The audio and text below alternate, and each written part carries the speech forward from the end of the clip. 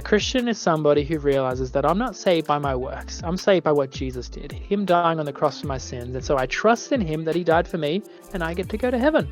And there may be some Catholic people who go to Catholic Church who believe that, which technically is actually opposite to what the Catholic Church officially teaches, because they think it's Jesus plus works, faith plus works. The official teaching of the Catholic Church on this is that we are saved by grace through faith, but our faith includes obedience to God and good works, which He prepared for us in advance. We do not preach a dead faith. Kind words there. All right, let's get into it. Now, first question came in from, this is from Christian Faith, Scriptures and Apology, who's asked, Roman Catholics might use evidence of first century papacy / popes to support their claims that the Roman Catholic Church is the Apostolic Church. Yeah. How would or could one respond to this? Okay, it's a good question. Here we go.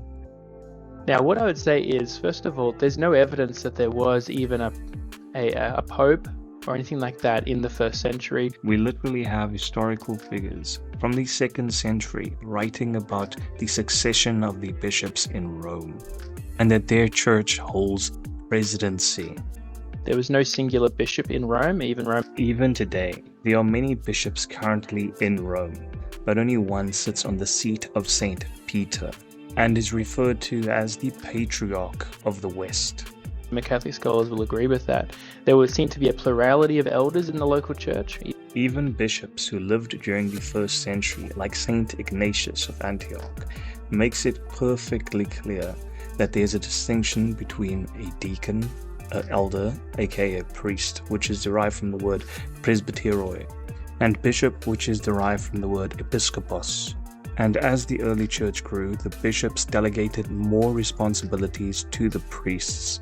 But you could also find some regions during the early church period which would have one bishop and many deacons serving the community.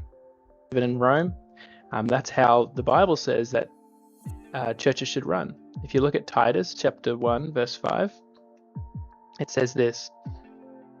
I'll put it on the screen. There we go. This is why I left you in Crete, that you might put what remained into order and appoint elders, plural. Notice that?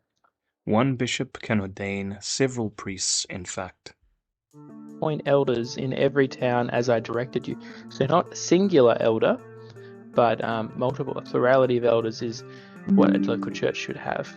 Even if this was about bishops, understand that this was during the time that the church was busy growing. And it would be completely logical for territorial divisions to change as the church expanded.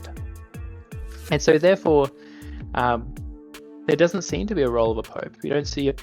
To him, it's just a very hard pill to swallow, and I get this. As a former Protestant that also made similar arguments against the papacy, it is something incredibly hard to accept, but it's an historical truth. One bishop saying that he has overarching authority over all other bishops.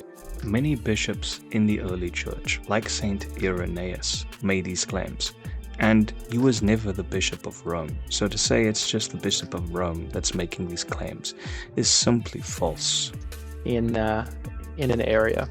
So that was a later development. There are 4 known popes during the 1st century alone. We have some of their writings. We have 2nd century church fathers and figures, historical figures, supporting the fact that these men existed and held the seat of St. Peter. These great men are also mentioned in the Bible itself. And so therefore, it's not something from the Bible, but it's also not something that the first Christians believed either.